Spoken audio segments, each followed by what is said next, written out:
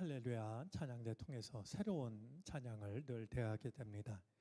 오늘 찬양도 저희에게는 익숙한 찬양이 아닌데 가사 한 대목 한 대목이 참 마음에 와 닿습니다. 어느 분이 쓰신 가사인지 몰라도 깊은 은혜를 경험한 그런 믿음의 고백이 담겨져 있다라고 여겨집니다.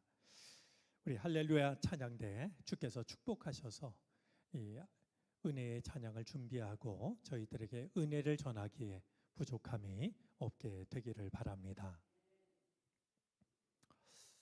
여러분들 학교 다닐 때 공부 잘하는 학생들을 보면 두 가지를 잘했습니다. 하나는 예습이고 하나는 복습입니다. 신앙생활도 때때로 이 예습과 복습이 필요한데요. 예습 같은 경우는 예를 들면 주일날 조금 일찍 오시면 오늘 나눌 본문이 어디인지, 그리고 세 가지 질문을 통해서 그 본문 말씀을 미리 생각해 보시도록 안내를 하고 있습니다. 가능하다면 여러분들이 본문 말씀을, 그날 우리에게 주시는 그 말씀을 설교 시간에 이렇게 듣는 것보다도 먼저 한번 대하고 그 말씀을 묵상하는 것도 큰 도움이 될 겁니다. 또 한 가지 유익이 되는 것은 복습입니다. 의외로 적지 않은 교인들이 그날 들은 말씀을 예배드리고 나갈 때 예배당에 반납하고 나갑니다. 이상해요. 그날 성경 말씀 또 그 말씀에 대한 내용을 거룩하신 말씀이기 때문에 거룩하신 성전에 보관해야지 그런 마음이신지 몰라도 하여튼 이렇게 두고 가가지고 일주일 살아가면서 말씀을 생각하지 못하고 지난주일에 어떤 말씀을 들었지 이렇게 잘 떠올리지 못하고 지낼 때가 있습니다. 여러분들 어릴 적에 배가 고팠을 때 먹었던 것 중에 이제 저희 세대 경험일 거라고 여겨지는데요. 칡뿌리가 있습니다. 그렇죠? 네, 정말 배고픈 시절에 언 땅을 캐서 칡뿌리를 캐가지고 이제 그걸 먹었던 기억들이 있는데요. 칡뿌리를 드셔보신 분은 아시겠지만 처음 칡뿌리를 씹을 때는 쓴맛이 납니다. 그런데 그걸 계속해서 참고 씹으면 단맛이 배어나지 않겠습니까? 네. 오래 씹다 보면 그 속에 있는 단맛이 배어납니다. 저는 하나님의 말씀도 마찬가지일 거라고 생각합니다. 처음 들을 땐 잘 깨닫지 못할 수도 있고요. 그 말씀을 선뜻 받아들이기도 어렵고, 그렇지만 그 말씀을 계속해서 생각하다 보면 그 말씀이 우러나는, 그래서 그 말씀을 기쁨으로 깨닫고 또 받아들이는 이런 은혜가 뒤따라오게 됩니다. 우리가 그런 은혜를 좀 누릴 수 있었으면 좋겠고요. 자, 그런 점에서 우리 한번 복습해 보도록 하겠습니다. 저하고 눈이 안 마주쳐야 도움이 될지 모르겠는데 혹시 지난주일 본문이 어디였는지 생각나는 분 있습니까? 지난 주일, 그러니까 3일 전에 나눴던 말씀 중에.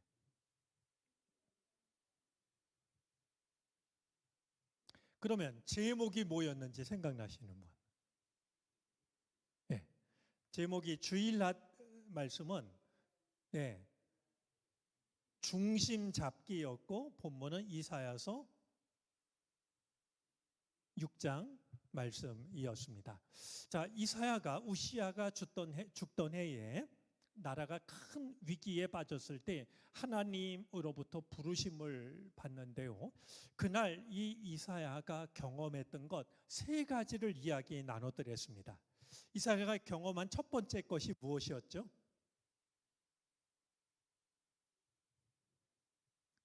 하나님의 영광이었습니다. 옷자락이 성소를 가득 채우고 스랍들이 찬양할 때 문지방에 터가 흔들리고 뭐 이런 하나님의 놀라운 영광을 그는 경험합니다. 자, 두 번째로 경험했던 건 무엇이었습니까? 하나님의 거룩하심 앞에서 나 자신의 자격 없음을 과로다 나로 망하게 되었도다. 입술이 부정한 자가 거룩하신 하나님을 뵙게 되었다라고 그는 자기의 자격 없음을 이제 발견하게 됩니다. 자, 세 번째 이사야가 경험한 것이 또 한 가지 있었는데요. 네, 소명이었습니다. 나를 보내주십시오. 그는 이사야처럼 혹은 예레미야처럼 주저하지 않고, 왜냐하면 하나님께서 자신의 부정한 입술을 숯불로 태워주신 것이 너무나도 큰 경험이었기 때문에 주저하지 않고 나를 보내달라, 이렇게 이제 그 고백을 하게 됩니다. 자, 우리 지난 주일날 나눴던 말씀을 이렇게 다시 한번 떠올린 것은 여러분들이 얼마나 말씀을 주의 깊게 듣나를 확인하기 위해서가 아니라 오늘 성경 말씀과 관련이 있기 때문입니다. 자, 오늘 성경 말씀은요, 이 요한이 하늘 거룩한 영에 붙잡혀서 하늘 예배를 보게 되는데, 하늘 예배가 천상의 예배가 드려지는 것을 보게 되는데, 이 천상의 예배는 과연 어떻게 드려질까? 그것을 말씀하고 있는 본문입니다. 자, 천상의 예배를 드릴 때요, 보좌에 앉아 계신 하나님을 먼저 뵙게 되고, 그 보좌 이제 주변에 둘러선 이들을 보게 되는 것이 오늘 본문의 내용입니다. 자, 우리 4절 말씀부터 보도록 하겠습니다. 자, 그 보좌 둘레에는 보좌 24개가 있었는데, 그 보좌에는 장로 24명이 흰 옷을 입고 머리에는 금 면류관을 쓰고 앉아 있었습니다. 자, 이제 그 보좌가 의미하는 것이 두 가지라고 그랬습니다. 하나는 중심, 중앙이라는 뜻이 있고, 다른 하나는 다스린다라는 뜻이 있다고 말씀을 드렸는데요. 보좌에 하나님이 앉아 계신데, 이 보좌 둘레에 24개의 보좌가 놓여져 있습니다. 그리고 이 24개의 보좌에 앉아 있는 이들이 있었는데, 바로 24장로라고 이렇게 말합니다. 여러분, 놀랍게도 이 요한계시록에는요, 24장로라는 말이 모두 12번 언급이 됩니다. 이제 과연 이 24장로는 무엇을 말할까? 누구를 말하는 걸까? 생각을 하게 되는데요. 이 24장로를 천사라고 생각을 하기도 합니다. 그런가 하면 하늘위원회라고 생각을 하기도 합니다. 뭐냐 하면 이 땅에서 중요한 일을 결정할 때 이렇게 모여서, 사람들이 모여서 회의를 하고 결정을 하는 것처럼, 오래전에 고대의 사람들은 어떻게 생각했냐 하면, 이제 이 천상에서도 회의가 열려가지고 하나님의 뜻을 결정하는데, 이제 그 천상회의 혹은 어전회의 이런 것이 열린다라고 생각을 하기도 했습니다. 제가 지난주일 말씀을 나누면서 아주 짧게 넘어간 대목이 있는데요, 누가 우리를 위해서 갈고 하나님이 말씀하셨을 때 한번 삼위일체와 관련해서 여러분이 묵상해 보시기 바랍니다. 이렇게 말씀을 드렸는데요, 우리 창세기 1장 26절 말씀을 한번 보도록 하겠습니다. 우리가 우리의 형상을 따라서 우리의 모양대로 사람을 만들자. 이 말씀을 지금 누가 하고 계신 거냐 하면 하나님이 하고 계신 건데, 내가 내 형상을 따라서 내 모양대로 사람을 만들겠다라고 하지 않으시고, 우리가 우리의 형상을 따라 우리의 모양대로 사람을 만들자. 왜 하나님이 우리라고 하신 걸까?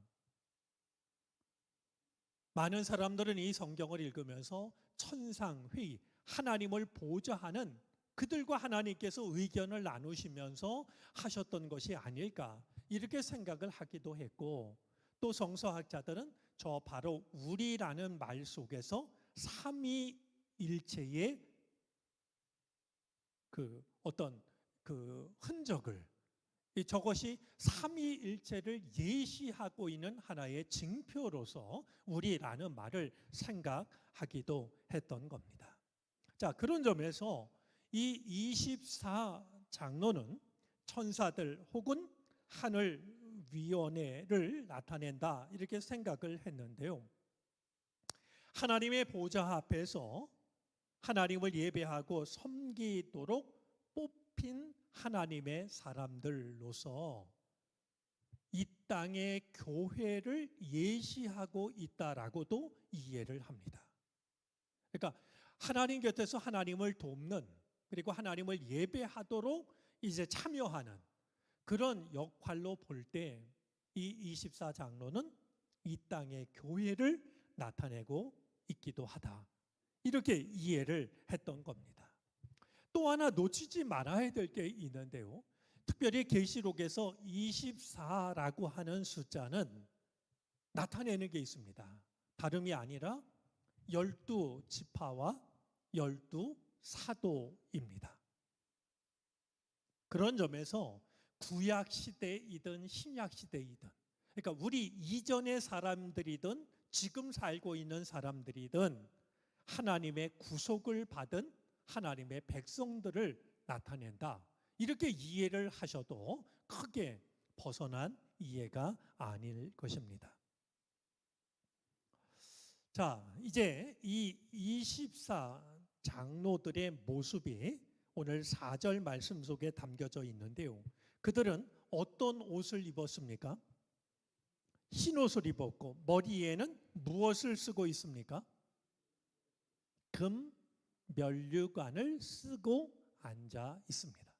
여러분, 여기서 말하는 흰옷, 금 면류관은 앞서 나온 말씀 두 가지를 떠올리게 합니다. 먼저 흰옷은요, 우리 계시록 3장 4절 말씀을 떠올리게 합니다. 사대 교회에 보낸 편지 중에 보면은요, 그러나 사대에는 자기 옷을 더럽히지 않은 사람 몇이 있다. 그들은 흰 옷을 입고 나와 함께 다닐 것인데 그들은 그럴 자격이 있기 때문이다.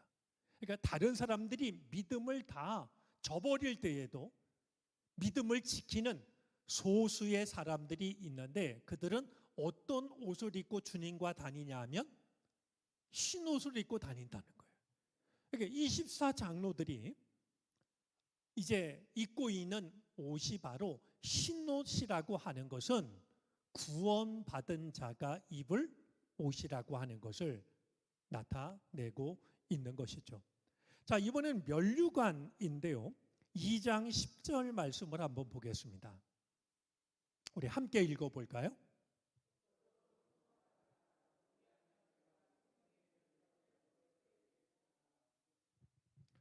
우리가 한 가지 염두에 둬야 될 게 있는데요. 그 당시에는 이 금으로 된 면류관은 누구만 썼냐 하면 도미시안 황제만 썼습니다. 로마 황제만, 우리나라도 마찬가지인데요. 조선시대에 우리나라에서 사용하지 못한 색깔이 있어요. 보라색입니다. 그건 중국 황제만 쓸 수 있는 색이라고 그래서 다른 피지배국에서 약소국가에서 사용을 못했어요. 그것처럼 이 금면류관도요, 아무나 금이 있다고 만들어 쓸 수 있는 것이 아니라 로마 황제밖에 쓸 수가 없었는데 주님께서 뭐라고 지금 말씀하시냐 하면 하나님 앞에 죽도록 충성하는 자는 면류관을 쓰게 된다는 거예요. 근데 지금 하나님 옆에서 하나님을 찬송하고 있는 이 24장로가 머리에 쓰고 있는 것이 다름 아니라 금 면류관이었던 겁니다. 자, 이제 5절입니다.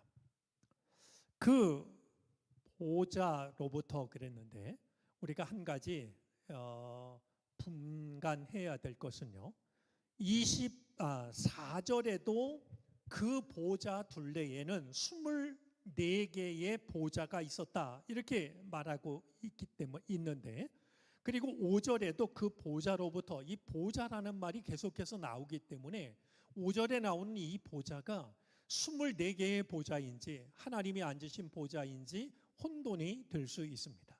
5절에서 말하고 있는 그 보좌는 바로 하나님이 앉아 계신 보좌입니다.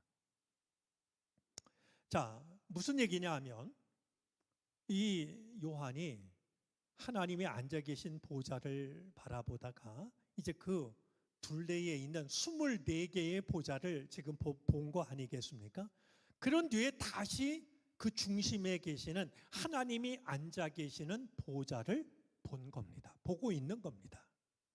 자, 그런데 보좌에서, 하나님이 앉으신 보좌에서 번개가 치고 음성과 천둥이 울려 나오고 그 보좌 앞에는 7개의 횃불이 타고 있었는데 7횃불은 하나님의 7영이었다라고 밝힙니다.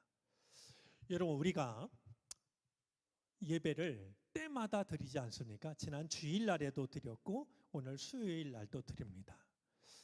오늘 말씀 속에 우리가 왜 이렇게 수시로 예배를 드려야 하는지 이유를 짐작하게 하는 말씀이 담겨져 있는데요.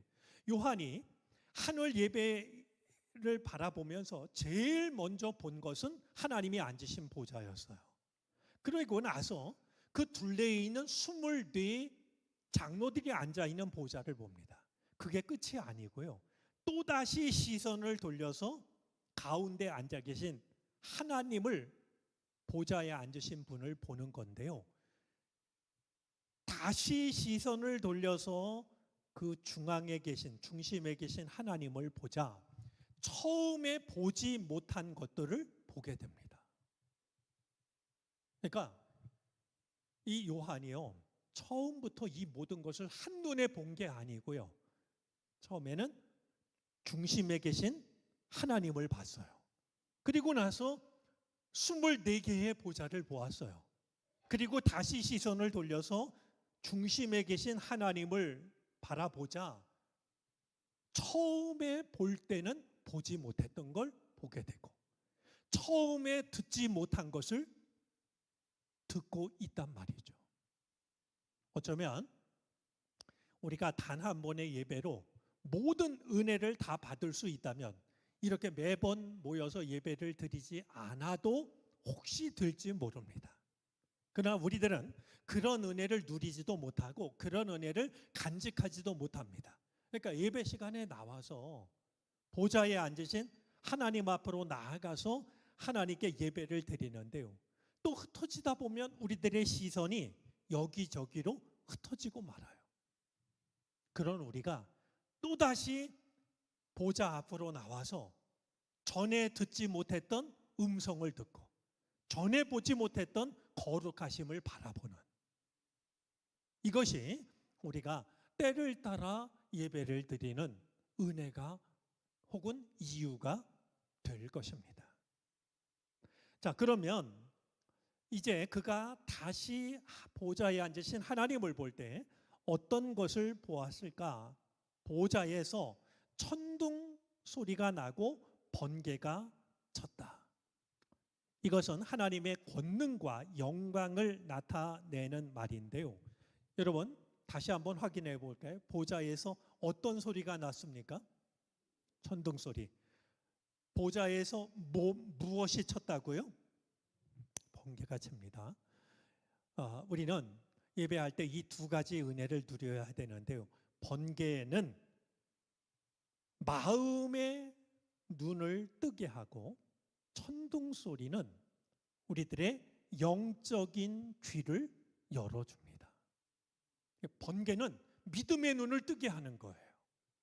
번개 보면 이제 눈이 번쩍 뜨이지 않습니까?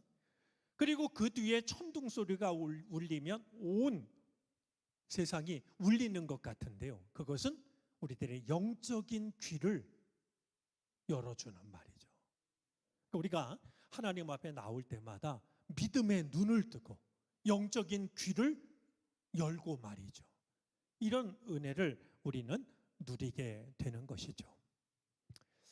주님께서 은혜를 주셔서요, 그냥 똑같은 예배당, 또 똑같은 시간, 똑같은 사람들 모여서 예배를 드린다고 은혜마저도 그렇게 습관적인 그게 아니라요. 예배를 드릴 때마다 새로운 은혜를 경험하시기를 바랍니다. 그래서 정말 처음 하나님의 보좌를 보았을 때는 깨닫지 못했던 것, 내 믿음의 눈이 떠지고 내 영적인 귀가 열려지게 되는 말이죠.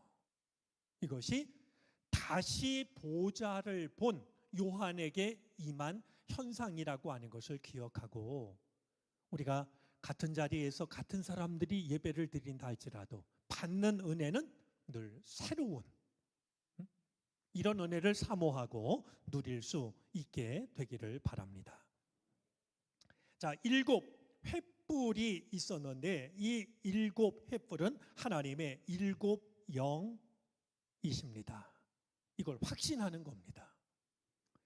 우리 요한계시록에 제가 첫 시간에 말씀을 드렸는데요, 숫자가 많이 나오는데 숫자는 그냥 단순한 수의 개념이 아니라 뭔가를 상징하고 있다라고 말씀을 드렸습니다. 7, 이 7이라는 숫자는요, 완전수 중에 하나입니다. 혹은 거룩하다는 것을 나타냅니다. 그런 점에서 이제 7 횃불이 있었다라는 이야기는 성령의 충만함을 나타냅니다. 왜냐하면 7 횃불은 하나님의 7 영이라고 말씀을 하고 있는데, 하나님의 영이 7개가 있다라는 이런 뜻이 아니라 하나님의 영이 충만했다. 하나님의 앉으신 보좌에는 거룩하신 영이 가득했다. 이거를 나타내고 있는 것이 바로 7 횃불 7 영의 뜻이 되는 겁니다. 자, 뿐만이 아닙니다. 하나님이 앉아 계신 보좌 앞은 마치 6절입니다. 무엇과 같습니까? 유리 바다와 같았으며 무엇을 깔아놓은 듯 했다고요? 네, 수정을 깔아놓은 듯 했다 말합니다. 자, 수정이 하나님의 정결하심, 티 없으심을 나타낸다라고 하면, 유리바다라고 하는 것은 왜 유리바다라고 했을까? 유리가 상징하는 것은요, 잔잔함일 수 있습니다. 고요함일 수 있습니다. 즉 하나님이 앉으신 보좌 앞으로는요, 정말 헤아릴 수 없는 바다가 펼쳐진 것 같은데, 이 바다의 모습이 유리 같고 마치 수정을 깔아놓은 것 같았다. 이것은 하나님께서 주시는 평안, 평화를 떠올리게 합니다. 세상이 주는 평안은 거짓 평안이어서 요란하지만 잠시뿐입니다. 그러나 하나님이 주시는 평안은 유리 바다와 같이 고요한데요, 끝을 헤아릴 수가 없는. 그래서 주님께서도 내가 너희들에게 평안을 주는데 이 평안은 세상이 주는 평안과 같지 않다라고 이렇게 일러 주신 분이 바로 주님이십니다.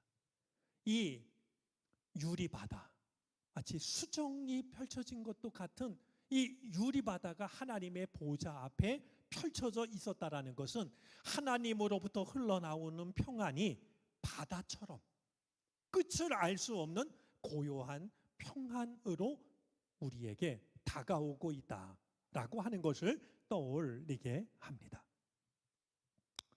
자, 그런데요, 하나님의 보좌에는요, 보좌 둘레에는 24장로만 있었던 것이 아닙니다. 또 다른 존재가 있는데요, 우리 6절 말씀, 하반절 말씀을 보겠습니다. 그리고 그 보좌 가운데와 그 둘레에는 앞뒤에 눈이 가득 달린 네 생물이 있었습니다.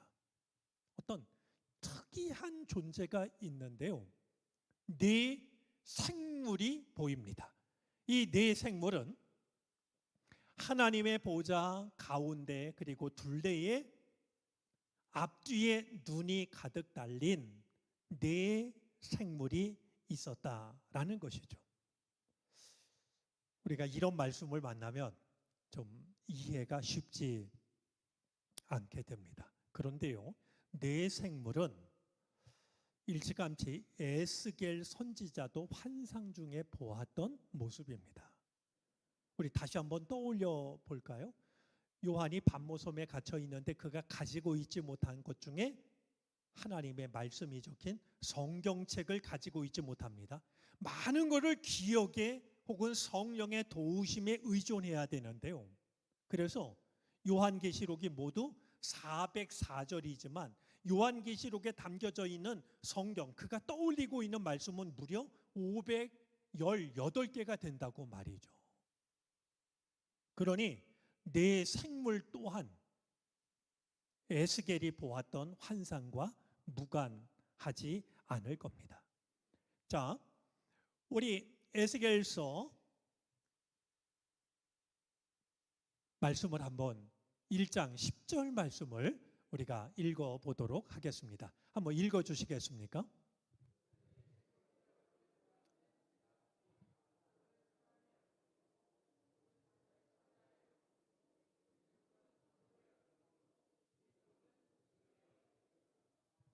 네. 내 생물의 얼굴 모양을 보니까 사람, 사자, 황소, 독수리의 형상을 하고 있습니다.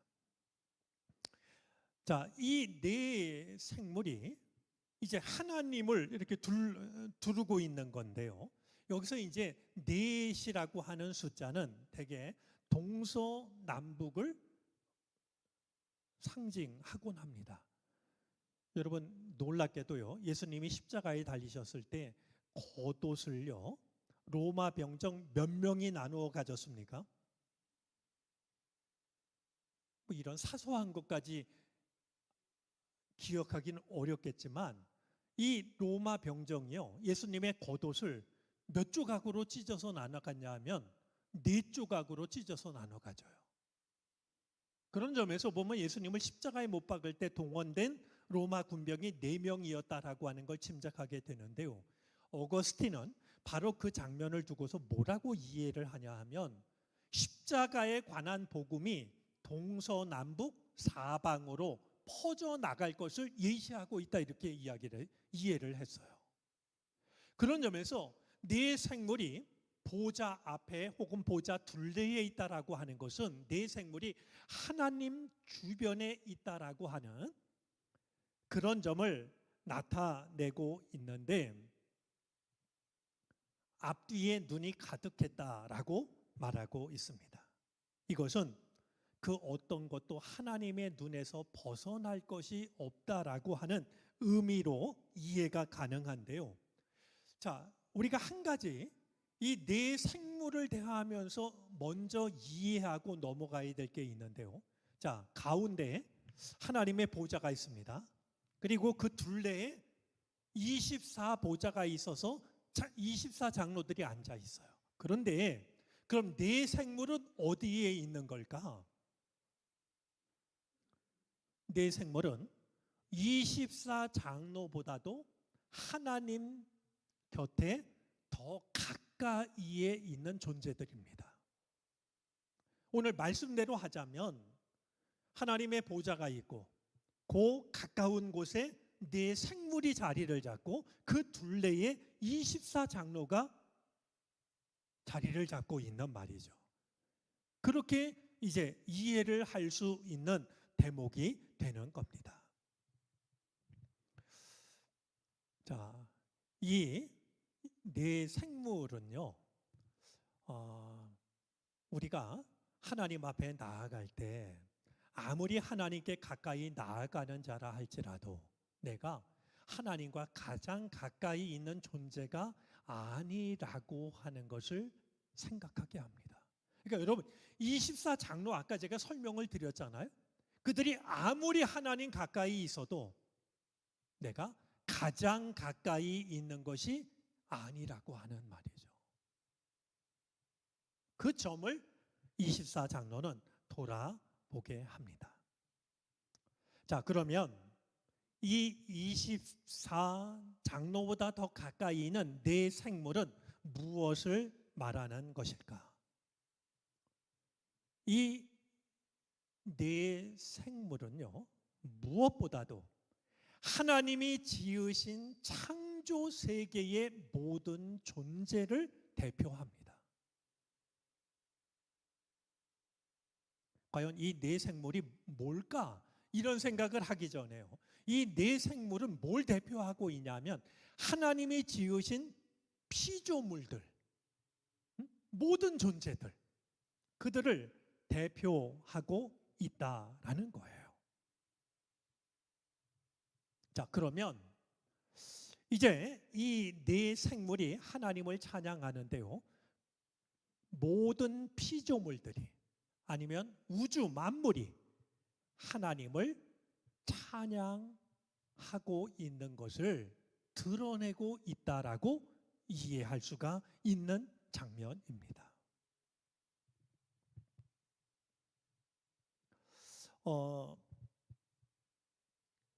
오늘 말씀을 보면은요, 24장로들도 하나님이 앉으신 보좌 둘레에 앉아서 하나님을 찬송하고, 뿐만 아니라 네 생물이 하나님을 찬송한다라고 하면 하나님의 백성들은 물론이고 하나님이 지으신 모든 존재들이 하나님을 찬송하는, 그것이 바로 하늘 예배의 모습이라고 하는 것을 우리는 떠올릴 수가 있게 되는 겁니다. 하나님께 선택받은 하나님의 백성들과 하나님이 지으신 온 우주 만물이 함께 하나님을 찬송하는 것, 그것이 바로 천상의 예배라고 하는 것이죠. 우리 잠깐 이 네 생물과 관련해서요, 어거스틴의 이해를 제가 소개해드리고 이 네 생물이 어떤 역할을 하고 있는지 살펴보도록 하겠습니다. 초대교회로부터요, 이 네 생물이 의미하는 게 있다라고 생각을 했는데, 그들은 어떻게 이해했냐면 마태, 마가, 누가, 요한복음 4복음서를 이 네 생물이 대표하고 있다, 이렇게 이해를 했어요. 서로 약간의 차이는 있지만 어거스틴은 어떻게 이해를 했냐면 사자는 마태복음으로, 그래서 이 세례 요한이 담대하게 외치는 게 마치 사자후와 같은 말이죠. 그래서 사자를 마태복음으로 이해했고 사람을 마가복음으로 이해했습니다. 왜냐하면 인간 예수님을 잘 드러내고 있다라고 생각을 해서요. 소는 누가를 이제 상징한다라고 생각을 했습니다. 왜냐하면 이 소는 희생하는 동물이기 때문에 누가를 그렇게 이해했던 것이죠. 독수리는 요한복음을 나타낸다라고 생각했습니다. 영적 복음이어서 가장 높은 사상을 담고 있다, 이렇게 생각을 해서 이 지금 성경에 나오는 네 생물이 바로 사복음서를 나타내고 있다, 이런 이해를 했는데, 우리가 이 네 짐승, 네 생물을 대하면서 이 네 생물을 초대교회 교인들은 사복음서를 나타낸다고 이해를 했구나, 이렇게 좀 마음에 담고 넘어갔으면 좋겠습니다. 자, 이 8절 말씀을 보겠습니다. 이 네 생물은 각각 날개가 6개씩 달려 있었는데, 여러분 6개 날개 달린 존재, 지난주일 말씀 떠오르지 않습니까? 누가 날개가 6이었습니까? 스랍들이었습니다. 이사야 입술에다가 부집개로 타고 있는 수출을 집어다가 그의 입술을 찢었던, 하나님을 찬송했던 존재들이 있는데 스랍이었죠. 6개 중에 2개로는 얼굴을 가리고 2개로는 발을 가리고, 발은 수치를 나타낼 수 있는 건데 죄를 말이죠. 그리고 나머지 두 개를 가지고 날고 있었던 존재들이 바로 스랍들이었습니다. 그런데 오늘 이 네 생물이 각각 날개가 6개씩 달려 있는데 날개 둘레와 그 안쪽에는 눈이 가득 달려 있었다라고. 역시 빠뜨리는 것이 없는, 모든 것을 살피시는 거룩하심을 앞뒤로 가득 달린 눈이라는 말은 생각하게 합니다. 자, 그런데 그들이 밤낮 쉬지 않고 하나님을 찬송합니다. 자, 8절 말씀에 의하면은요, 그들이 밤낮 쉬지 않고 찬송하는 내용이 있습니다. 우리 한번 그 찬송 내용을 같이 한번 읽어볼까요? 거룩하십니다. 거룩하십니다. 거룩하십니다. 전능하신 분 주 하나님, 전에도 계셨으며 지금도 계시며 또 장차 오실 분이십니다. 자, 복습 중에 다시 한번 떠올려 보겠습니다. 히브리어로 같은 단어를 3번 쓰는 것은 어떤 표현이라고 그랬습니까? 예, 최상급을 표현하는 방법입니다. 스랍들이 찬송할 때도 한 번 거룩하시다 한 것이 아니라 거룩하시다 거룩하시다 거룩하시다 찬송을 했는데 오늘 네 생물들도 하나님을 한 번 거룩하시다 찬양하는 게 아니라 거룩하시다 거룩하시다 거룩하시다. 이거는 내 마음을 다해서 하나님의 가장 무엇과도 비교할 수 없는 가장 완전한 그리고 가장 충만한 거룩하심을 노래하고 있는 것이죠. 우리 지난주에 나눴던 말씀 이사야 6장 3절을 확인해 보겠습니다. 한번 읽어 주실까요?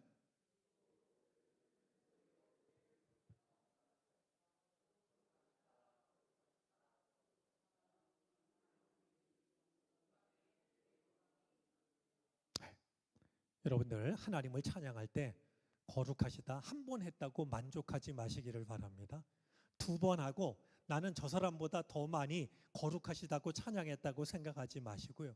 거룩하시다 거룩하시다 거룩하시다 이렇게 거듭해서 3번을 표현하는 것이 하나님의 거룩하심을 표현하는 가장 최상급의 표현이라고 하는 걸 마음에 두시고 말로서뿐만 아니라 이 정도 예배드리면 되는 거 아닌가? 이 정도 찬송하면 되는 거 아닌가라고 할 때 나는 아직도 2번이 부족하다. 아니 1번이 더 부족하다. 이런 마음으로 하나님을 정말 최상급으로 나의 가장 귀한 마음을 담아서 하나님을 찬송할 수 있기를 바랍니다. 자, 9절인데요. 영원 무궁하도록 살아계셔서 그 보좌에 앉아 계신 분께 그 생물들이 무엇과 무엇과 무엇을 드리고 있을 때에 이 단어를 꼭 기억하시기 바랍니다. 우리가 하나님께 거룩하신 하나님께 드려야 될 3가지를 이 천상의 예배는 우리에게 가르쳐주고 있는데 영광과 존귀와 감사입니다.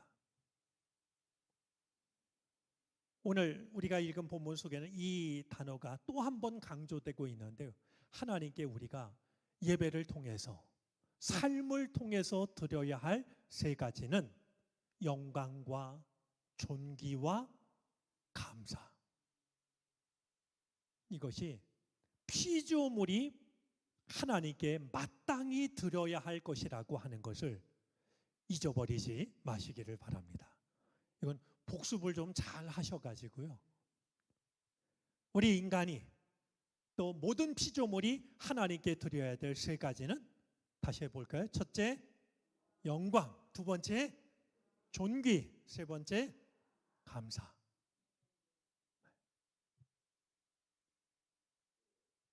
그들이 네 생물들이 영광과 존귀와 감사를 드리고 있을 때에 24 장로는 그 보좌에 앉아 계신 분 앞에 엎드립니다.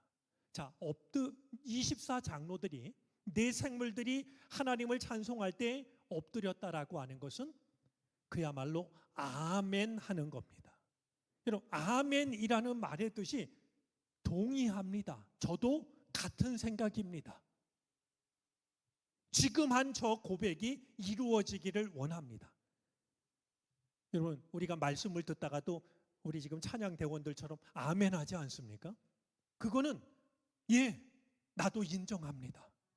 그 말씀이 맞습니다. 그 말씀이 나를 통해서 이루어지기를 원합니다. 이런 뜻으로 아멘 하는 거거든요. 근데 지금 네 생물들이 하나님을 찬송하자 24장로가 엎드렸다라는 것은 몸으로 아멘 하는 겁니다.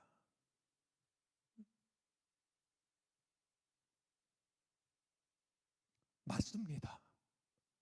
우리도 그렇게 생각합니다. 24장로가요.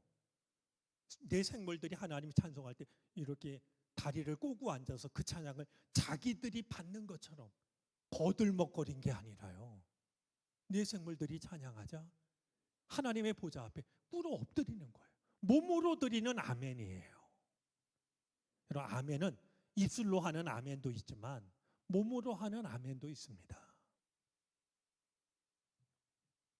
자, 뿐만이 아니라요.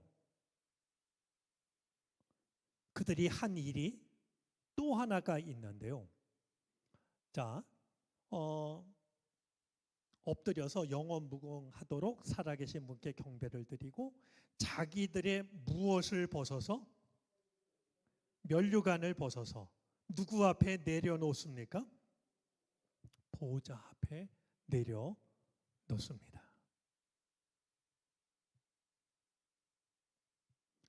이 면류관은요, 24 보좌에 앉아있는 장로들이 끝까지 믿음을 지켜서 얻은 거예요. 자신들의 수고와 자신들의 믿음으로.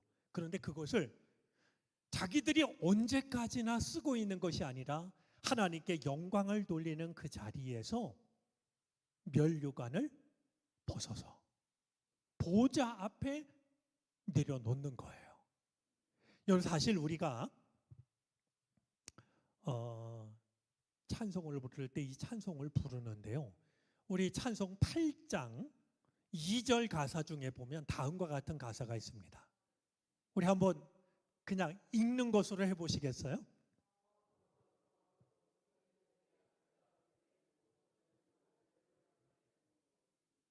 저 시간이 예배 시간입니다. 내가 최고인 줄 알고 살아왔다.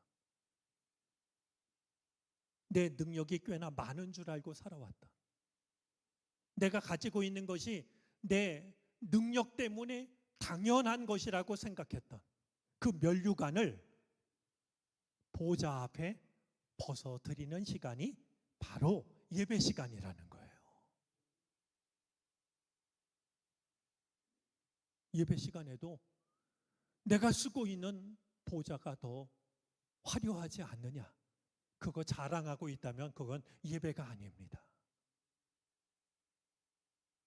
그것을 모두 다 주님 앞에, 보좌 앞에 벗어서 바치는 것, 이게 바로 예배의 의미라고 하는 것이죠. 자, 그렇게 하면서 그들도 찬송을 하기 시작합니다. 우리의 주님이신 하나님, 주님은 영광과 존귀와 권능을 받으시기에 합당하신 분이십니다. 주님께서 만물을 창조하셨으며 만물은 주님의 뜻을 따라 생겨났고 또 창조되었기 때문입니다. 네 생물과 함께 24장로가 하나님을 찬양합니다. 그러니까 하나님의 백성들과, 여러분, 우리가 이런 생각을 하면 얼마나 즐거울까요? 우리가 하나님을 예배할 때요, 우리만 예배하는 게 아니고요, 요 앞에 있는 화초도 예배하고요, 우리가 오다 만난 꽃도 하나님을 예배하고요, 나무도 하나님을 예배하고요. 그리고 우리만 예배하는 게 아니라 네 생물, 하나님이 지으신 저 자연도 우리와 함께 하나님을 예배한다. 이런 마음으로 예배를 드리면 우리의 예배가 훨씬 더 은혜로울 수 있을 거라고 여겨집니다. 실제로 하늘 예배에서는 그런 예배를 드리고 있었고 그 모습을 요한이 성령에 붙잡혀서 바라보게 되었던 겁니다. 자, 토저 목사님이 이런 말을 했습니다. 우리 한번 한 목소리로 읽어볼까요?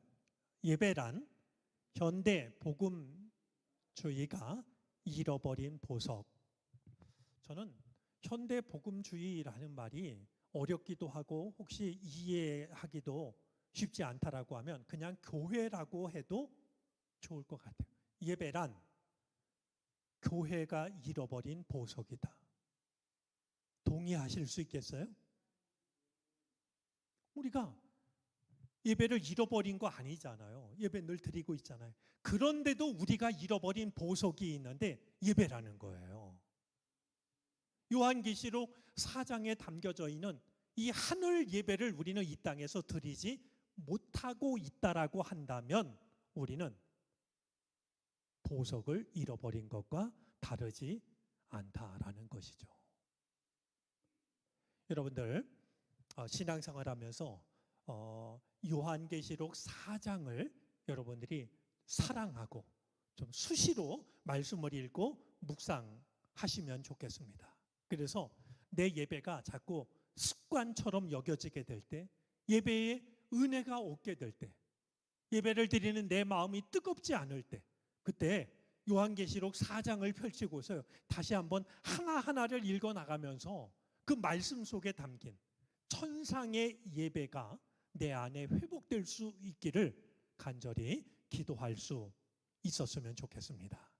그래서 우리가 이 땅에서 예배를 드리지만 예배를 통해서 받는 은혜는 천상의 예배와 다를 것이 없는 그런 귀한 은혜를 받아 누릴 수